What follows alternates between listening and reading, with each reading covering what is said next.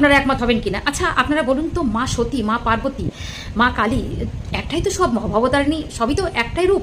তো মা মানে বাবাকে, মহাদেবকে, শিব বাবাকে এতটাই ভালোবাসতেন যে মানে তাকে একটা একটা রাক্ষস একদিন মানে খবর পাঠিয়েছিল যে মাকে তার খুব পছন্দ, এরকম একটা ব্লাবলা। আমি দেখেছি, সে ভিডিওটা পারলে আমি শেয়ার করে দেবো।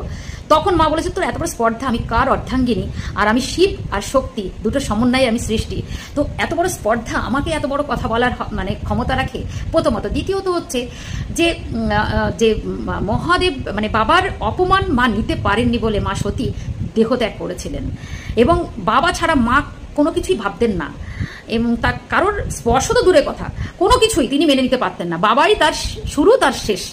আপনারা বলুন তো হচ্ছে তাহলে মাকে যে এই যে সিঁদুর পরানো হয়, মায়ের যে কাপড় মানে চান করানো হয়, বস্ত্র ছাড়া হয়, মানে ছাড়া হয় মায়ের, মানে সিঁদুর, সব থেকে বড় সিঁদুর, একজন ছেলেরা সিঁদুর মাকে পরিয়ে দিচ্ছে, মানে এটা না আমি সত্যি আমি জানি না আপনারা একমত হবেন কি না, আমি জানি অনেকের ভিন্ন মত থাকবে, কিন্তু আপনারা আমাকে একটু বোঝাবেন প্লিজ, বুঝিয়ে যান এটা কি ঠিক। এর জন্য তো অনেক মেয়েরা রয়েছে, মেয়েরা কেন মাকে সিঁদুর পরাতে পারে না? এই যে দেখতে পাচ্ছেন, সবসময় দেখেছি ছেলেরা এক কোষ সিঁদুর নিয়ে মাকে পরিয়ে দিচ্ছে, মাকে স্নান করাচ্ছে, মায়ের কাপড় পরাচ্ছে, বস্ত্র পরাচ্ছে, এটা কি ঠিক? আপনাদের কি মনে হয়?